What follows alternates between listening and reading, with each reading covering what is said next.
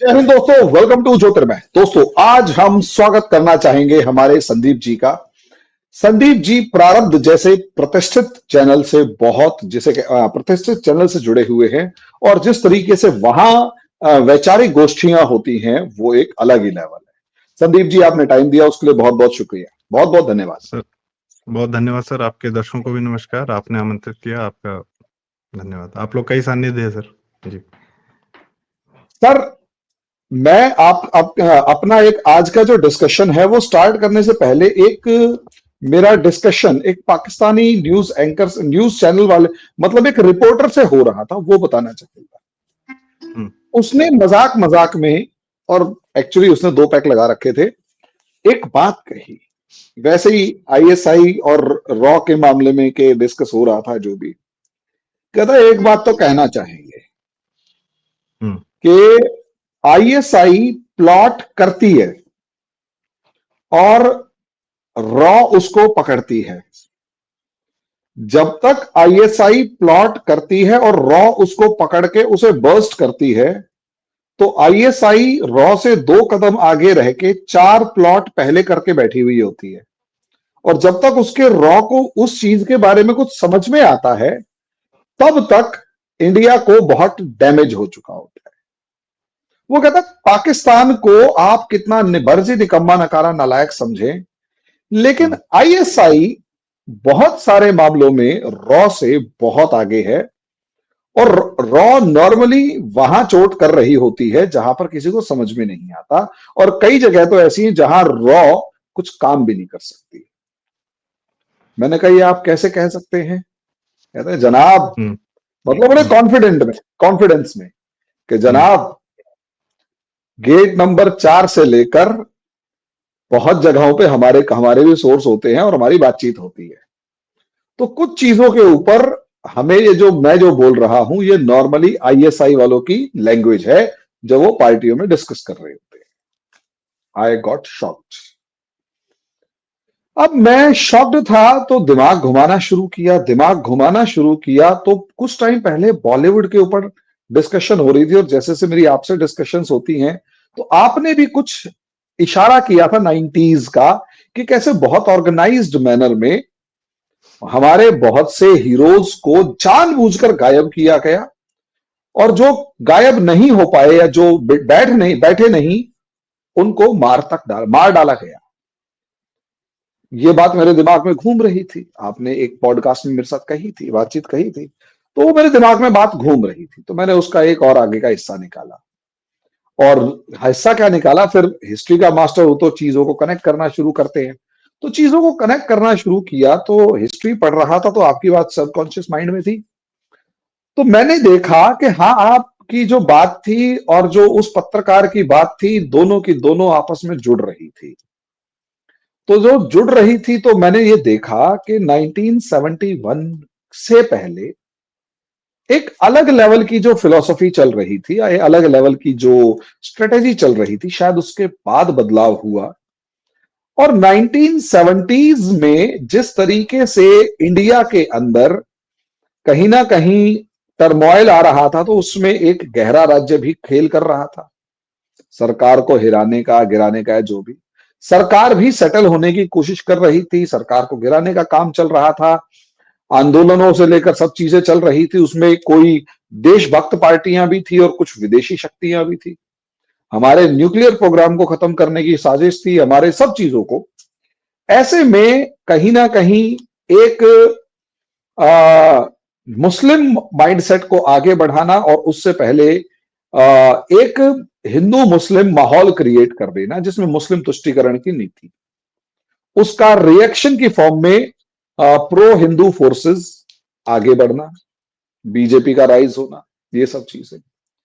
लेकिन जो 1990 का टाइम था, 1990 और 1991 और 1992, ये 3 बड़े इंपॉर्टेंट फेज माने जाते हैं। 1989 में अफगान वॉर खत्म होता है।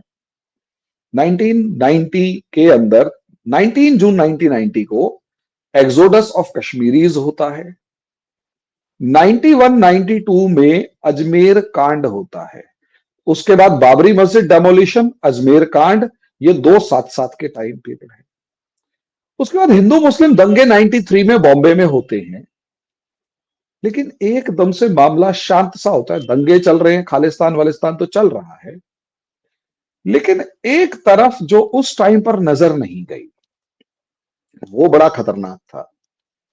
दाऊद इब्राहिम का पाकिस्तान जाना और उसके बाद बॉलीवुड में एक बहुत ऑर्गेनाइज्ड मैनर में इनको खत्म किया गया। हमारे हिंदू जितने हीरोज थे, या तो उनको खत्म किया गया या फिर दबा के रखा गया, और जो भी उस पे ऊपर हम आपसे पूछेंगे। लेकिन 4 हीरोज का उभर के आना, 1990s का दौर और 2000 का दौर, 20 साल भारत के मानसिकता ऐसे बिठा दी गई कि Muslim boys are smart, they are lovers, वो बहुत अच्छे होते हैं और सब चीजें। और हमारी जो बहनें हैं उस समय, जो लड़कियां होती थी मेरे मेरे बैच के अंदर, एक को मैं मतलब हम 11th में ट्यूशन में पढ़ते थे, तो बॉयज स्कूल में था, तो ट्यूशन में एक लड़की पढ़ती थी। बाद में पता लगा कि उसका उसी की 4 सहेलियों ने अपने ही कजन के साथ अफेयर चलवाया, उसके कजन ने उसको यूज किया, फिर बाद में उसी लड़की ने, उस लड़की की सहेलियों ने, यानी कि जो मुस्लिम लड़की थी, उसी ने उस लड़के से शादी कर ली अपने कजन से।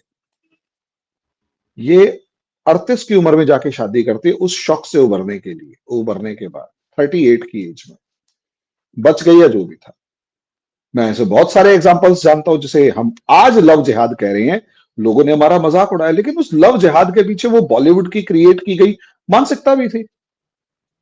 तो मैं उसके रूट्स में गया, तो मैंने 4 जो खान जिनको उठाया गया, सैफ अली खान जैसा झंडू प्रसाद, जो शुरू में एक मूवी आई थी, उसमें दिल हूं करे गाना था डिंपल कपाड़िया का, उसमें जो सैफ अली खान की जो रोल दिखाया गया, उससे घटिया रोल नहीं हो सकता। लेकिन सैफ अली खान जैसा घटिया, और सलमान खान जैसा बी ग्रेड, शाहरुख खान जैसा एक अजीब सा, और आमिर खान जैसा एक नाटा सा बंदा, जो बाद में कुछ भी कर रहे हैं, लेकिन जिस तरीके से प्लांट किए गए, तो पूरा 90s और पूरा 2000s का दौर इन्हीं का था। इवन 2014 तक यही थे। आप रिकॉर्ड उठाकर देख लीजिएगा, ऋतिक रोशन को कोई मूवी नहीं दिखती, अभिषेक बच्चन को गायब कर दिया गया, अक्षय कुमार और अजय देवगन जैसों को कोई मूवी नहीं देके दे रहा, शाहरुख खान, सनी देओल को जिस तरीके से खत्म किया गया, एक पूरा सीरीज। तो मैं आपसे समझना चाहूंगा डिटेल्स में, लेकिन मेरे को थोड़ा इंट्रोडक्शन देना पड़ रहा है। शाहरुख खान के पहले तो आमिर खान के रूट्स, जो हमारे पहले शिक्षा मंत्री मौलाना अबुल कलाम आजाद, सो कॉल्ड तथा कथित शिक्षा मंत्री थे, वो कोई इंग्लिश एजुकेटेड उसमें नहीं थे, कहीं नहीं थे, वो एक मदरसा छाप व्यक्ति थे, और वो भी टर्की से मक्का में पैदा हुए, पता नहीं कौन सा थीसिस या शोर मचा दिया गया, और टर्की से वो ग्रेजुएट थे, वो भी उर्दू व फारसी में, कोई खास सी उनकी वेस्टर्न या किसी भी हिंदू एजुकेशन से लेना देना नहीं, उन्हें वो बना दिया गया एजुकेशन मिनिस्टर 46 में। अब उन्हीं का एक वंशजों में आता है आमिर खान। उनके खिलाफ दिल्ली में जो चुनाव लड़ते हैं, उनका पोता शाहरुख खान, वो भी फिल्मों में आता है, ज्यादा डिटेल्स आप देंगे।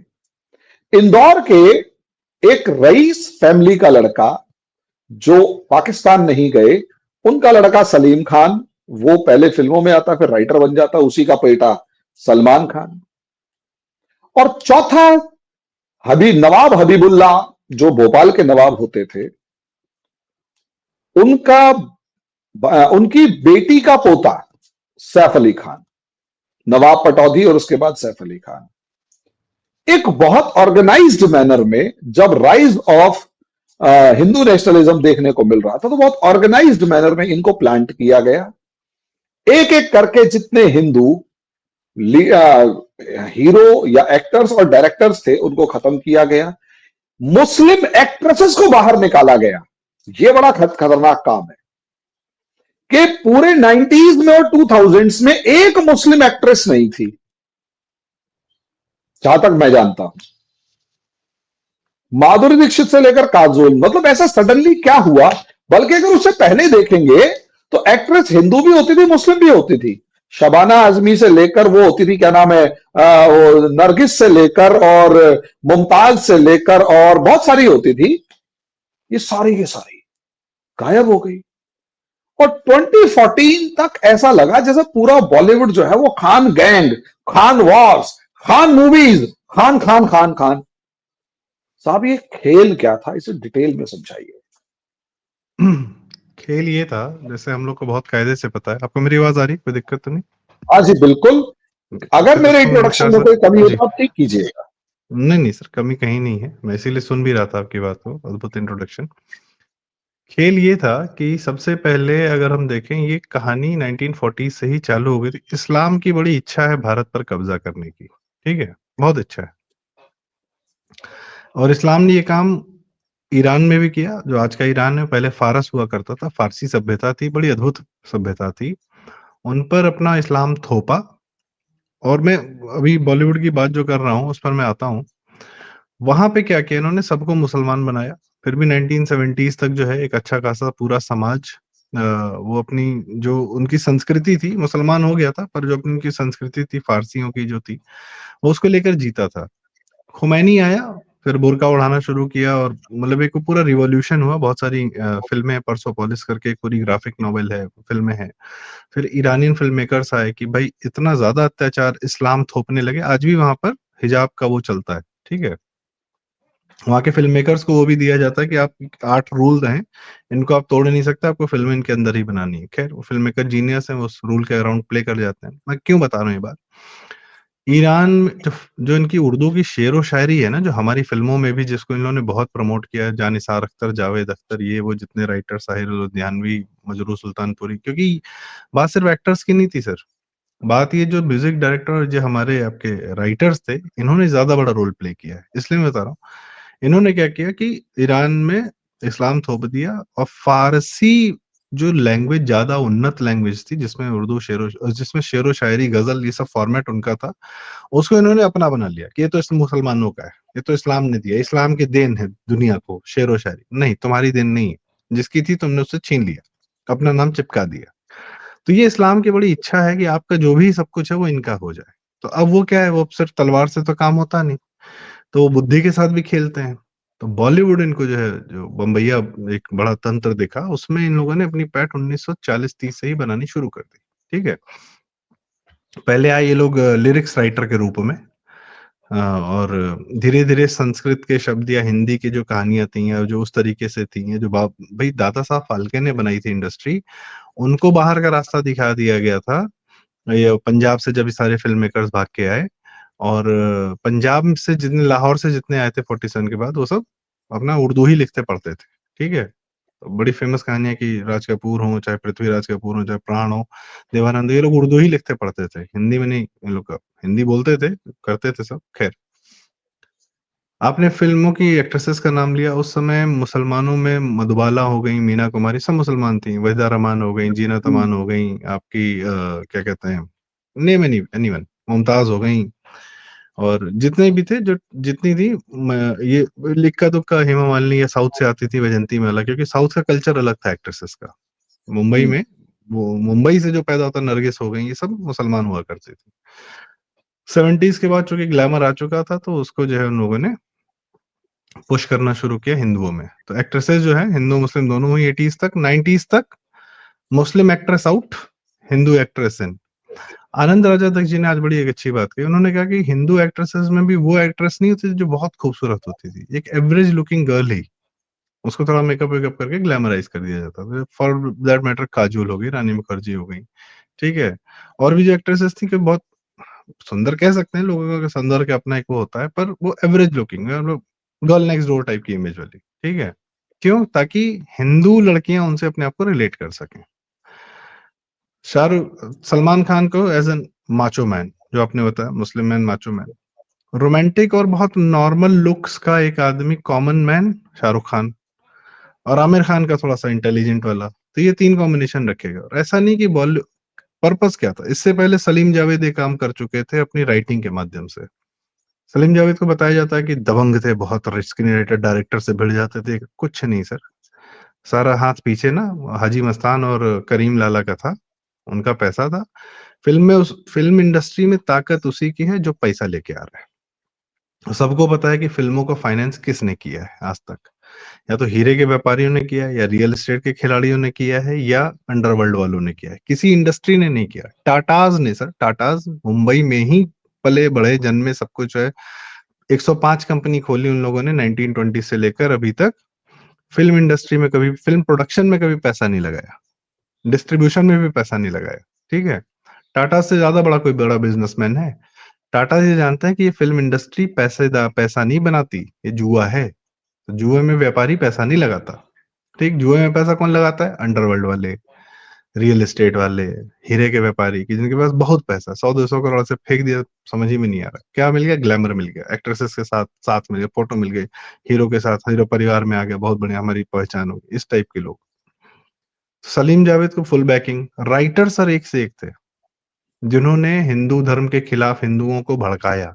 मुसलमानों से जो, ये जो मूर्तियों से लड़ने का जो कंसेप्ट लाए, ये यही लोग लेके आए। हिंदू राइटर्स लेके नहीं आए थे।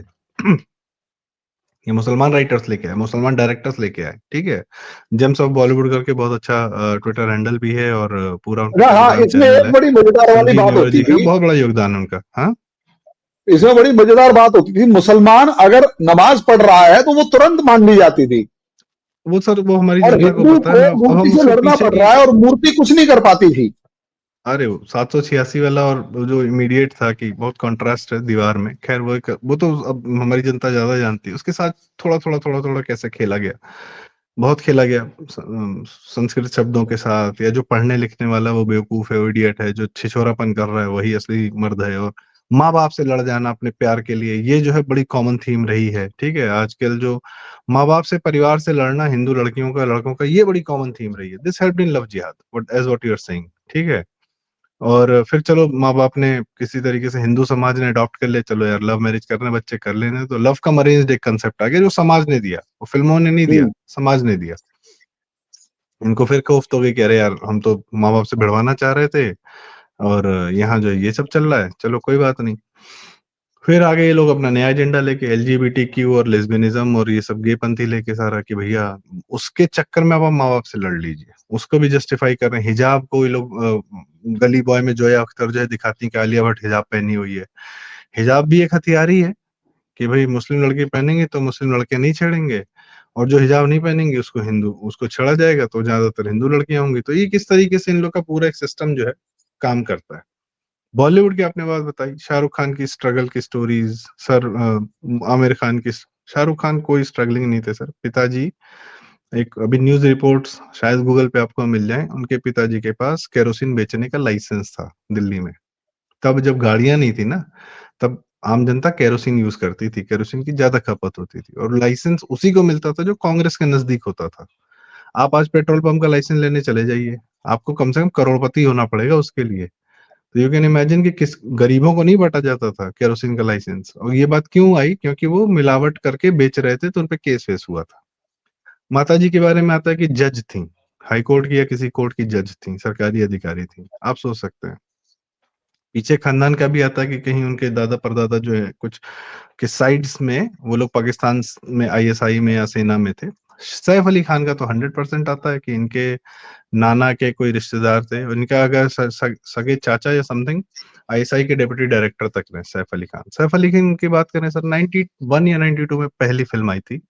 बंदा 10 साल तक लगातार फ्लॉप हुआ है। इसकी 10 फिल्में फ्लॉप नहीं हुई सर, ये 10 साल तक लगातार फ्लॉप हुआ है, फिर भी इसको इंडस्ट्री में चांस मिलता रहा। ऐसा कौन सी खूबी है भाई तुम में, कि तुम 10 साल तक फ्लॉप होते रहे, और तुमको साइड रोल मिलते रहे, और तुम एक्टिंग करते रहे अक्षय कुमार के साथ इधर उधर।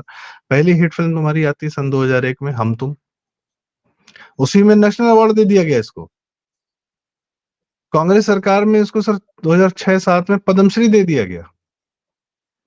कौन सा योगदान है, कौन सी फिल्में कर रखी? तब तक तो ओमकारा भी नहीं किया था, जिस जिस एक फिल्म के लिए जाना जाता है ये आदमी, किसने अच्छी एक्टिंग की हम्म। थी, तब तक तो इसने वो भी फिल्म नहीं की थी। तो पद्मश्री किस बात का दे दिया इसको? दे दिया, कोई बात नहीं, मर्जी है हमारी, हम कांग्रेस वाले हैं, ऐसी की तैसी।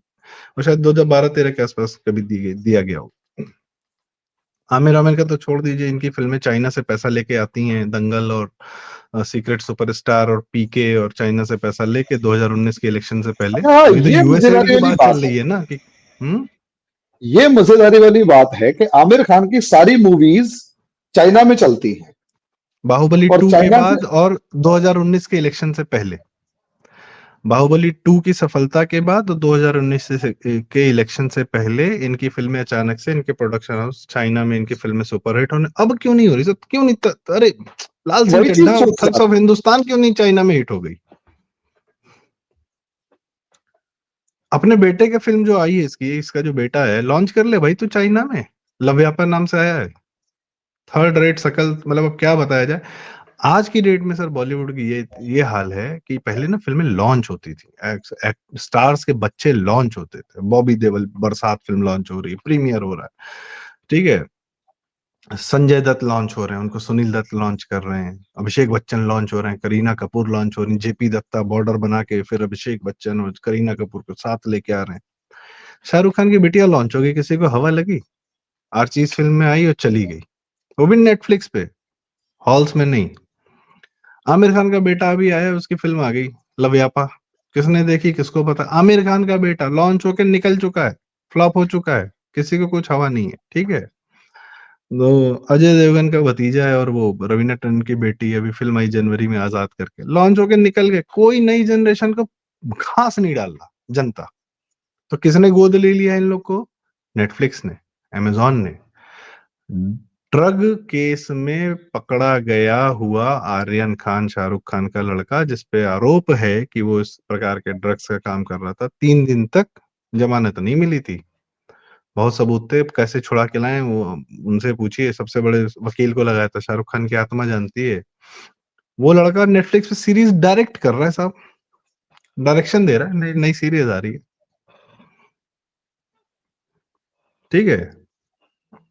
और कहानी बताएं, किसके किसके बच्चे, किसका नाम है? जानवी कपूर, बोनी कपूर के बिटिया जो है, और खुशी कपूर आई लवयापा फिल्म में। कौन झांकने जा रहा है, कहाँ हैं लोग, कौन है, who are they? Nobody cares, nobody knows, ठीक है। इंस्टाग्राम पे भी रील बन रही, रील चल रही है, उस पे अगर हिट हो गई तो वो भी इंस्टाग्राम पे भी पूरे भारत से लड़ाई है। हर भारतीय जो है आज के डेट में इंस्टाग्राम पे रील बना रहा है, इनसे बेहतर बना रहा है, इनसे ज्यादा बढ़िया कॉमेडी कर रहा है, उसके मिलियंस ऑफ फॉलोअर होंगे कि इनके होंगे। तो द डायनेमिक्स हैव चेंज्ड, ठीक है। Now they know longer have control on the content side of Bollywood, क्योंकि भारतीय जनता को तो पुष्पा 2 में मजा आ रहा है, कांतारा में मजा आ रहा है, छावा इन्होंने बनाई है, छावा में भी अब छत्रपति संभाजी महाराज जी की जीवनी के साथ बदतमीजी कर गए हैं सब, और मेरा तब से खून खोल रहा है कि वैसे आदमी जिसको 40 दिन तक प्रताड़ना दी औरंगजेब ने, हर दिन सिर्फ एक सवाल पूछ के कि तुम इस्लाम कबूल करोगे कि नहीं, उसको भी जो है तुम घोल के पी गए और उसको सेकुलरिज्म में। और पहली लाइन में अजय देवगन क्या बोल रहे हैं फिल्म में कि शिवाजी, छत्रपति शिवाजी महाराज की का युद्ध का जो है किसी धर्म के खिलाफ नहीं था। तुमको ये लाइन, ये राइटर डालने की जरूरत क्या है? मुसलमानों से ही लड़ रहे थे और इस्लाम से ही लड़ रहे थे, वरना उनको कोई जरूरत नहीं थी, वो किसी राज्य के राजा नहीं थे। उनके पिताजी निजाम के यहाँ पे बढ़िया काम कर रहे थे, वो एंजॉय अपना करते लाइफ, बहुत बढ़िया। मनसबदारियों के जो बच्चे होते वो भी ठीक ठाक बढ़िया लाइफ जी रहे थे। उनकी शुरुआत कहाँ से थी शिवाजी की? एक कसाई गाय लेके जा रहा था, गाय और गाय का बछड़ा लेके जा रहा था, गाय रमा रही थी, तो तलवार निकाली, काट दिया कसाई को, 4 सैनिक अलग मारे। वहां से उनका शुरू होता है उत्थान, धर्म के खिलाफ, धर्म धर्म के लिए, धर्म रक्षा के लिए, हिंदवी स्वराज की स्थापना के लिए, मलेच्छों, यवनों और मुसलमानों से लड़ने के लिए ही तलवार उठाई थी, और कोई कारण ही नहीं था। नहीं भैया, छावा में हम ये नहीं दिखा सकते। हमको इस्लाम को प्रोटेक्ट, हमको औरंगजेब को प्रोटेक्ट करना है। छावा में जितना इन्होंने संभाजी महाराज का ग्लोरिफिकेशन नहीं किया, उससे ज्यादा औरंगजेब को प्रोटेक्ट कर ले गए, ये कहानी है। तो भाई तुम लोग मत छेड़ो, तुम तो कल महाराणा प्रताप को भी सेकुलर बना दोगे अगर फिल्म बना दी उनपे तो, और जो कि बनाएंगे। पृथ्वीराज चौहान के साथ क्या किया, और सेम प्रोडक्शन हाउस। इनको जब वो एजेंडा वाली फिल्में बनानी होती हैं, स्त्री टूट या और भी इस टाइप की, तो बहुत बढ़िया बनाते हैं। जब हमारे हीरोज पे बनानी होती हैं तो इनका सारा कुछ जो है कचड़ा निकल जाता है, वो इनका एजेंडा आने लगता है। खैर, वो बॉलीवुड अभी भी वही कर रहा है जो पहले कर रहा था। Love jihad as a concept Bollywood has pushed by living it, नाम ले लेता हूँ सबके। शाहरुख खान हिंदू बीवी, सलमान खान की maximum girlfriends Hindus, Aamir Khan की दोनों बीवियां हिंदू, रीना और रीना अग्रवाल, रीना समथिंग, किरण खेर और किरण समथिंग नाम था दूसरी उसका। दूसरी किरण राव, दूसरी किरण हाँ, राव। किरण राव। ठीक है, 3 हो गई आपके। सैफ अली खान की पहली अमृता, दूसरी करीना। फरहान अख्तर की पहली बीवी अधुना अख्तर, और दूसरी भी कोई डांडेकर करके है, फरहान अख्तर जावेद अख्तर का बेटा। जावेद अख्तर की पहली बीवी हनी ईरानी जो पारसी थी, ठीक है, उनसे ये दोनों हुए, जावेद जावेद सॉरी जोया अख्तर और फरहान अख्तर, ठीक है। और और भी किसी का नाम उठा लीजिए, महमूद साहब, महमूद की पहली बीवी वो मीना कुमारी की बहन, और दूसरी भी उनको छोड़ के दूसरी भी शादी की, लकी अली के पिताजी। तो कोई कम नहीं है, कोई कम नहीं है, सब एक से एक है। ठीक है, Kader Khan was a hard core Islamist, Kader Khan hard core Islamist. अपनी लाइफ के अंतिम समय में तो बीड्स लेके मौलाना मुजा तो वो सब करने जाता था ये। और जो क्या इनका मुर्तमा होता है, पता नहीं क्या क्या होता है जो लोग करते हैं, और ये कितने लोग को कन्वर्ट करा है कादर खान। हम हिंदू फिल्मों में कॉमेडियन बन के और ये करके वो करके, फिल्मों के डायलॉग 80s की फिल्मों के जितने डायलॉग थे भगवान के अगेंस्ट में, वो डायलॉग कादर खान के लिख के होते थे। आज भी फिल्मों के राइटर हैं या तो वामपंथी है वरुण ग्रोवर जैसा, या आपका मुसलमान है फरहाद साजिद करके। तो आपके राइटर जिसकी कलम से ये फिल्में बन रही हैं, उसकी कलम में ही अगर सेकुलरिज्म घोला हुआ है, एंटी हिंदुइज्म घोला हुआ है, तो आपका एक्टर और सब सब तो वही करेंगे ना। डायरेक्टर ही पूरा और वामपंथी गलती है। से अगर कश्मीर फाइल्स बन जाए तो पूरा का पूरा इकट्ठा हो जाता है। सर एक बात बताइए, एनिमल फिल्म के खिलाफ इन लोगों ने बहुत आवाज उठाई कि अरे ये फिल्म में ऐसा नहीं होना चाहिए, फिल्मों का असर होता है समाज में, और ये होता है वो होता है, और आपने जो कैसे ये दिखा दिया कैसे वो एक्टर से समाज में जाता है। और उसके बाद जब ये अपना एजेंडा चलाते हैं, भी हाल फिलहाल में एक और फिल्म है मिसेज, वो एक मलयालम फिल्म है, द ग्रेट इंडियन किचन। तो मिसेज का पूरा यह है कि भैया हिंदू धर्म में जो है, हिंदू सनातनी लेडीज जो है, जो घर में काम करती हैं या घर में रहती हैं, घर संभालती हैं, उन पे पेट्रियार्की का बोझ है, उनका जीवन नरक है, ये दिखाया गया। वो किचन में काम करती हैं, अपने परिवार को पालती हैं, तो वो बहुत गलत कर रही हैं, उनको वो समाज तोड़ के बाहर आ जाना चाहिए। उनके साथ अत्याचार हो रहा है। अत्याचार तो मुसलमान औरतों के साथ होता है, जहां बचपन से जब वो जैसे ही 10-12 साल की होती है, उनके भाई लोग हाथ रखना शुरू कर देते हैं, क्योंकि भाइयों को पता है ना कि कल को तो इससे मेरी शादी होने वाली है, तो मैं आज ही अगर इसको मैंने छेड़ दिया तो क्या ही दिक्कत है। इसको फिल्मों में दिखाया, गरम हवा करके एक मूवी, MS सत्यू बहुत बड़े वामपंथी हुए, और बलराज साहनी की आखिरी पिक्चर थी गरम हवा करके, कि कुछ मुसलमान हैं जो पाकिस्तान नहीं जा पाए, उनका इस देश में कितना दम घुट रहा है, हालत खराब हो रही है। आगरा की फिल्म इस तरीके से, गरम हवा करके, बड़ी नेशनल अवार्ड विनिंग फिल्म। उसमें दिखा रहा है कि बलराज साहनी की बेटी है, उसका जो बुआ का लड़का है, उसने 2 बार हाथ रख दिया और धोखा दे दिया, जाओ प्रेग्नेंट करके धोखा दे दिया। तो ये तो वामपंथियों ने भी दिखा रखा है। बाजार नाम की एक फिल्म थी, एक मुसलमान डायरेक्टर बनाई, उसके बाद उसको कोई फिल्म नहीं मिली बनाने को। किस बारे में बनाई थी? हैदराबाद में जो बच्चियों को सेख लेके जाते हैं, या जो अमीर मुसलमान लेके जाते हैं, या 2 दिन का निकाह मुत्ता निकाह कर लेते हैं और यंग बच्चियों को लेके जाते हैं। उसमें नसरुद्दीन शाह भी थे, स्मिता पाटिल भी थी, उसमें सुप्रिया पाठक कपूर भी थी, और बड़े बड़े एक्टर थे। फिर उनके गाने बड़े हिट हुए, खयाम साहब का म्यूजिक था। तो वो उसके बाद उस डायरेक्टर को दोबारा फिल्म ही नहीं मिली बनाने को। सच दिखा दिया उसने। क्या सच का थोड़ा हिस्सा दिखाया, बहुत कायदे से नहीं दिखाया। यहाँ तो हैदराबाद की हजारों बच्चियों को ये शेख लोग लेके गए हैं। ये सब ओवैसी की कान के नाक के नीचे हुआ है, नाक के नीचे क्या, आंख के सामने हुआ होगा, नजर के सामने, जिगर के पास हुआ होगा इसके। ये तो इस्लाम ने जिगर किया के है। पास हुआ होगा। हाँ बिल्कुल। हैदराबाद से हजारों बच्चे गायब हो गए, ओवैसी उसके बाप को पता नहीं चला। सांसद रहे ये, लगातार यही सांसद रहते हैं। तो हु वाज द बेनिफिशियरी? शेख किसको पैसा देके जा रहे थे? एवरी जनता समझदार है, डॉट्स कैन बी कनेक्टेड। इतने रईस कैसे हैं भाई? कौन सी प्रॉपर्टी है तुम्हारी? कहाँ के हो तुम? ये वक्फ की जो संपत्तियां तुम्हारी बनी कैसे हैं? ये सब ह्यूमन ट्रैफिकिंग में, आज इस्लाम आज से नहीं इन्वॉल्व है सर। इस्लाम में आज भी स्लेवरी बैंड नहीं है। आज भी स्लेव्स आर अलाउड। वो पूरा मिडिल ईस्ट बताता है, जो यजीदी वुमेन के साथ स्लेवगिरी करते हैं, जो भी ये लोग करते हैं, parasites of the highest order, parasites and predators of the highest order. Human body ही बेचनी है, गधे बेच रहे हैं ना पाकिस्तान में। हिंदू तो बचे नहीं बेचने के लिए, तो अब गधे बेच रहे हैं। काम धंधा करना नहीं आता, अच्छी खासी फर्टाइल जमीन की लेके बत्ती लगा दी, गेहूं उगा नहीं पा रहे हैं, लड़ाई लड़ रहे हैं आटा के लिए। तो भाई तू गेहूं उगा ले यार। ह्यूमन सिविलाइजेशन उठी कैसे? आप सोचिए, ह्यूमन सिविलाइजेशन में हजारों साल पहले जो इंसान बहुत ज्यादा समझदार नहीं था, उसने भी खेती करनी शुरू कर दी। पाकिस्तानियों से खेती नहीं हो रही कि अपने लिए गेहूं उगा लें, गंदुम उगा लें, गंदुम बोलते हैं सब। तो ये तो हमारे हजारों साल के पूर्वजों से भी गए गुजरे हैं सारे। यही इनकी सोच बॉलीवुड में भी आती है। सब टूल्स हैं। सबको क्या करना है? हिंदुओं को सेकुलर बनाना है, हिंदुओं को कमतर दिखाना है, उर्दू को ऊपर रखना है, हिंदी को नीचे रखना है। जावेद अख्तर जैसा आदमी, सर छोटी सी बात बोलूं, अपने आप को संसद में, मैं एथीस्ट हूं, मैं नास्तिक हूं।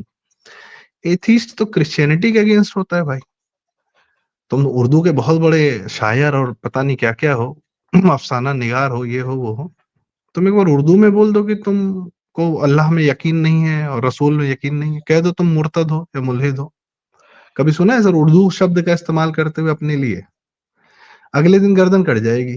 दुनिया को बेवकूफ बनाने के लिए मैं एथीस्ट हूं, मैं तो कम्युनिस्ट हूं। अच्छा, तुम मुर्तद नहीं हो? तू मुसलमान है ना भाई, तो तू अपने लिए अपने शब्द, अपनी लैंग्वेज का इस्तेमाल करना। एथीस्ट तो क्रिश्चियनिटी के अगेंस्ट होता है, एथीस्ट तो डिनाइज गॉड ऑल टुगेदर। जो इस्लाम के खिलाफ होता है तू वो नाम लेना। सर काफिरों से पहले मुर्तद को मारने का फरमान है इस्लाम में, कि जो इस्लाम छोड़ के जा रहा है पहले उसको मारो। औकात नहीं है इस शब्द का इस्तेमाल करने की। उर्दू के शायर हैं बहुत बड़े। तो ये किसी, चाहे म्यूजिक डायरेक्टर रहा हो, चाहे किसी का कोई रहा, खयाम साहब बहुत बड़े म्यूजिक डायरेक्टर, उनकी बीवी पंजाबी। ये कहानी आज की नहीं है सर, ये कहानी बहुत पुरानी चल रही है। सबका दिमाग एक ही जगह है, चाहे वो एक्टर हो, डायरेक्टर हो, कैमरामैन हो, फोटोग्राफर हो, कास्टिंग एजेंट हो, मकसद कुछ हो, मकसद एक लेखक ही हो, है। कुछ हो। इस्लाम को मुझे कब्जा कराना है भारत पर, ये हमको धीरे धीरे धीरे धीरे करना है। Chapter close.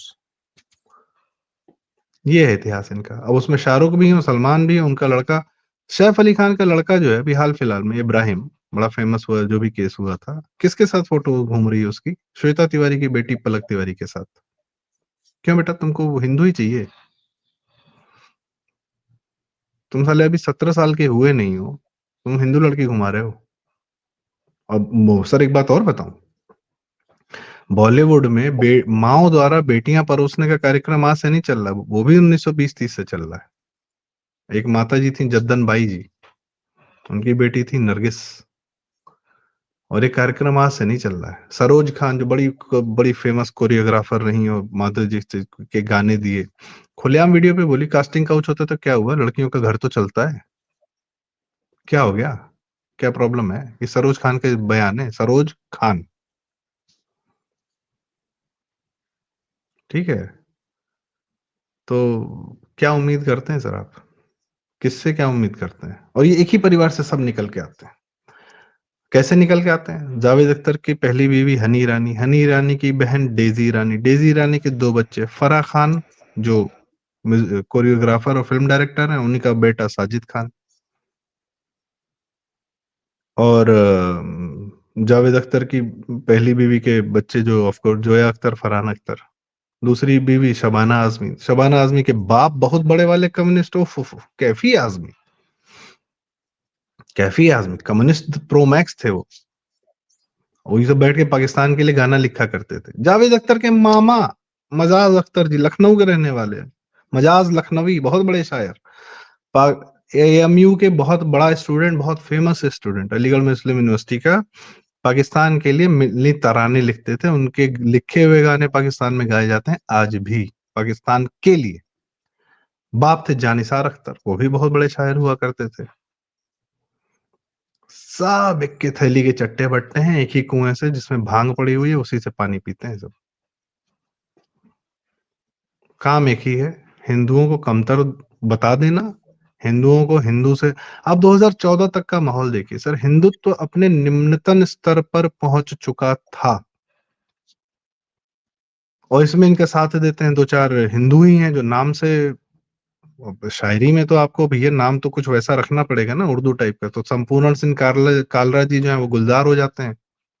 उनके चेले, उनके लाइफ लॉन्ग जो चेला हैं वो विशाल भारद्वाज हैं, वो तो, उनको तो हरकतों से लगता है कि उनसे बड़ा कोई मुसलमान नहीं, वो इतने एंटी हिंदू हैं।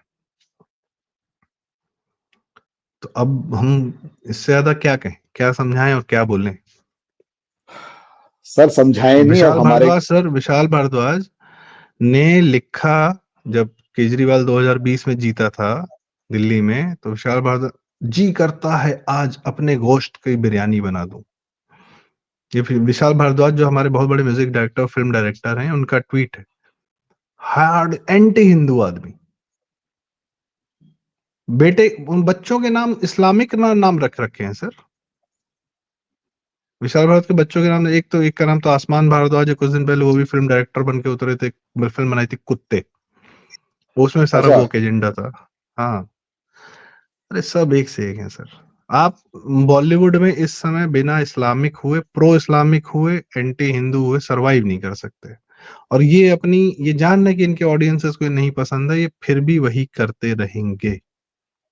इनके जो पीछे का पैसा है ना, आज की डेट में अमेरिका से आता है, नेटफ्लिक्स से आता है, अमेजोन से आता है, एडवर्टाइजमेंट से आता है। एडवर्टाइजमेंट कंपनी सारी की सारी अमेरिकन है। Lowell Lintas India, ऑग्लिवियन माथर India, रीडिफ्यूजन वाईएनआर India, मैकेन Ericsson India, ये अमेरिकन कंपनीज हैं, एड एजेंसीज हैं जो कंट्रोल करती, ये भारत के इंडिया, ये जो भारत में जो एड एजेंसीज हैं, ये उनके इंडियन ब्रांचेस हैं, अमेरिकन कंपनी के इंडियन ब्रांचेस हैं, जो भारत के पूरे एड मार्केट को कंट्रोल करती हैं। किस सेक्टर को कौन सा ब्रांड मिलेगा, कौन से ब्रांड एफएमसीजी से किस सेक्टर को पैसा मिलेगा, ब्रांड एंडोर्समेंट होगी, जो कि इनका मेन सोर्स ऑफ इनकम है। टैलेंट मैनेजमेंट ये हैंडल करते हैं सारा का सारा। तो ये जब पैसा जो देगा वो अपना काम कराएगा, नचाएगा। अमेरिका को भारत से क्या मतलब है, इस्लाम से, कि भारत में इस्लाम क्यों प्रोटेक्टेड रहे, मुसलमान क्यों प्रोटेक्टेड रहे? अमेरिका ने जहां जहां रेजिम चेंजेस कराए हैं, जमीन पे मुसलमानों का इस्तेमाल किया, जहां जहां करवाया। अरब स्प्रिंग पूरा मिडिल ईस्ट खा गई है। जहां मुसलमान नहीं थे वहां उनको इस्लामिक बनाया। अफगानिस्तान में शाह हटाया, ईरान में शाह हटाया, खोमैनी लाए, बांग्लादेश। जो रेजिम, भारत में बस रेजिम चेंज की इच्छा तो भारत में कब से करने की है सर, कर नहीं पा रहे। होती नहीं। जनता महाकुंभ में डुबकी लगा ले रही, इनका पूरा वो बह जा रहा है agenda. But they control the power of, they fund it, they fund everyone, so they control the narrative. और रणवीर अलाहाबादिया, ये सब क्या है, ये सब कौन सी एजेंसीज है जो इन लोग को प्रॉप अप करती है? यूट्यूब एज अ कंपनी इनको प्रॉप अप करती है। आपका हमारा चैनल थोड़ी पुश करेगी यूट्यूब, ललन हमारे टॉप चैनल पे करेगी, एक रणवीर गाली निकल अलाहाबादिया जाए ना, करेगा, वहीं पे समय स्ट्राइक आ रैना जाती है। करेगा। जी जी सर। हमारे चैनल पे एक गाली निकल जाए, स्ट्राइक आ जाती है, इनको बिलियंस बिलियंस व्यूज मिलते हैं। 1.5 करोड़ भी हिट्स लेके बैठा है समय रैना पर वीडियो, 1.5 करोड़ पर वीडियो हिट्स लेके बैठा है वो सर। ऐसा नहीं है कि वो अपने आप बड़ा जेनरिक है, नहीं ना, यूट्यूब पुश करता है, नए नए चेहरे बनाते हैं। विकास देवी कीर्ति के वीडियोस कहाँ गए? अवध ओझा के वीडियोस कहाँ गए? जब जनता से गाली गायब। खाए तो हटा दिए गए। अब नहीं दिखते ना यूट्यूब फीड में, पहले तो अपने आप दिखते थे। अब किसका दिखेगा? समय रैना का और सारे स्टैंडर्ड्स का दिखेगा। जो इनका वो एजेंट, नितिन रिवाल्डो के वीडियोस क्यों नहीं दिखते? क्योंकि नेशनलिस्ट है। कॉमेडियन तो वो भी बहुत सही है, वो तो बहुत हिट है, तो उसके वीडियो तो तुम बैन कर देते हो। नितिन रिवाल्डो के कमाल का जीनियस राइटिंग, जीनियस कंटेंट, उसको उठा के बैन कर दिया। सोनिया गांधी पे वीडियो बनाया था बस। तो ये धीरे धीरे लड़ाई लड़ रहे हैं सर, देखते हैं। सर यही तो है कि हमें खोखला कैसे किया जा रहा है, और हमारा काम इसी जागरण को करना है। और कोई बड़ी बात नहीं है, ये सब चीजें हमारे इसमें बलि भी चढ़ती हुई नजर आ जाएं, लेकिन चलो हम इस चीज के ऊपर लगे रहेंगे। क्यों सर? सर ये है कि ये थोड़ा सा सेंट्रल गवर्नमेंट पे इन लोगों ने अपनी फिर से पकड़ बनानी शुरू कर दी है। जैसे पिछले साल नेशनल हाँ। क्रिएटर्स अवार्ड हुआ, राज शमनी होस्ट कर रहा था, पलकी शर्मा उपाध्याय होस्ट कर रही थी, रणवीर अलाहाबादिया जैसों को अवार्ड दिए जा रहे थे। तो there is a guy called, नाम लेना ठीक नहीं है इस समय फिलहाल, वो central board of film communication की सर्टिफिकेशन के चेयरमैन है भाई साहब। वो मैकेन एरिक्सन एशिया के हेड थे। ठंडा मतलब कोका कोला एड उनका बनाया हुआ है। और मतलब भाई साहब बहुत ताकत रखते हैं और उसमें कोई शंका नहीं। उन्होंने मोदी जी का इंटरव्यू भी लिया है लंदन या पे यूरोप में बैठ के, ठीक है। तो मोदी जी भी जिसको इंटरव्यू दे रहे हैं, बड़ा कैजुअल इंटरव्यू लिया। आमिर खान के साथ बहुत क्लोजली काम कर चुके हैं वो, रंग दे बसंती में, तारे जमी पे लिरिक्स राइटर के रूप में। तो एड बैन है बहुत बड़े भारत के वर्ल्ड ओवर, उनको जो है बहुत प्रमोट किया जाता है। हैप्पी डेंट का एक बहुत कमाल का एड बनाया था कांस में, he was the winner. So point is कि उनके होते होते इस तरीके के लोग जो है घुस रहे हैं सेंट्रल गवर्नमेंट में। Palki Sharma Upadhyay is wife of Sanket Upadhyay, जो एनडीटीवी, जो रवीश के हटने के बाद जिसने एनडीटीवी की कमान संभाली थी वामपंथ में, वो संकेत उपाध्याय थे। पर चूंकि बीवी अब राइट विंग की तरीके तरफ है तो ठीक है, सरकार किसी की रहे, रहना हमको ही है, या तो ये चेहरा रहेगा या ये चेहरा रहेगा। नए चेहरों के साथ सरकार की इमेजिनेशन कैप्चर की है यूट्यूब ने। रणवीर इलाहाबादिया का बैकअप कौन है या उसका मेंटोर कौन है? तन्मय भट्ट। तन्मय भट्ट कौन है? ऑल इंडिया बकचोद वाला, जिसका रोस्ट हुआ था तो ऑल इंडिया एआईबी का कंटेंट कम हुआ। बट तन्मय भट्ट अब एडवर्टाइजमेंट में है, कौन दे रहा है तुमको काम? हो तो पूरी तरह anti India, anti BJP, anti Hindu mindset ही है ना तुम्हारा। आज भी ट्वीट्स वही है तुम्हारे। Who is giving you? YouTube के द्वारा पोस्ट है ये लोग। यूट्यूब कंपनी इनको बुलाती है, यूट्यूब इनकी वर्कशॉप्स कराती है। अभिषेक बनर्जी जो देशभक्त इंडियन करके है, फुल्ली वामपंथी, ध्रुव राठी, वो सब मिलते रहते हैं। मोहक मंगल, थिंक स्कूल, जितने चैनल, जितने आपको हिट चैनल दिखेंगे, वो सब वामपंथी एजेंडा के साथ। और अगर आप वामपंथी एजेंडा नहीं फॉलो कर रहे हैं तो आप यूट्यूब पे पुश, आपको वो नंबर्स नहीं ला पाएंगे जो सरकार की आंखों में चले। ओ भाई साहब, वाह क्या नंबर है, 1 करोड़ हिट, चलो एस जयशंकर जी को इनको इंटरव्यू करवाओ। देखिए क्या होता है आगे। सब एक ही थैली के चट्टे बट्टे हैं सर, सब। It's all connected. जी सर, आपने टाइम दिया। संदीप भाई, बहुत बहुत शुक्रिया आपका। इस मंत्र मुग्ध करने वाला ये जो मामला है, बहुत बढ़िया तरीके से आपने समझाया। जो चीज मैं सुनना चाहता था या समझना चाहता था, आपने बहुत अच्छे से समझाई। और उम्मीद करता हूं कि हाँ, हमारे बाकी लोगों को भी समझ में आएगा कि गेम कहाँ चल रहा है, और हमारी सरकार को भी समझ में आएगा। और मैं रणवीर इलाहाबादिया वाले मामले में बड़ा खुश हुआ कि हमारी सरकार को, जिसे कहते हैं ना, पीछे एक शंटी लगना, हाँ, अपनों को सुप्रीम छोड़ कोर्ट ने के। ऑर्डर दे दिया सर उसको, ना एफआईआर होगी ना गिरफ्तार होगा, बात खत्म हो गई, बेटा खुला घूमो। सोचिए सुप्रीम कोर्ट में उसका केस लड़ रहे हैं सीजीआई के बेटा, मैं और वो वो वीडियो बना करा चुका लाए जो हूं। वो चाहते थे कि गिरफ्तारी ना हो और नया एफआईआर ना हो। जी। इमेजिन। और 7 दिन में गिरफ्तार भी नहीं हुआ पुलिस के द्वारा, जबकि मुंबई पुलिस तो बहुत तेज है भाई, गिरफ्तार तो कर सकती थी, पर नहीं। जब शाहरुख खान का बेटा गिरफ्तार हो सकता है तो रणवीर इलाहाबादिया कौन सी खेत की मूली थे? अरे बट पूरी somebody कैबिनेट has खड़ी हुई backed थी। him up big time and that's a concern. खैर संदीप भाई, इस पे एक अलग से वीडियो करेंगे, अभी हम इस पे बिल्कुल डिस्कस बिल्कुल। नहीं करें। खैर, आपने जो टाइम दिया उसके लिए बहुत बहुत शुक्रिया। उम्मीद करता हूं आगे भी हमारे साथ ऐसे ही जुड़े रहेंगे।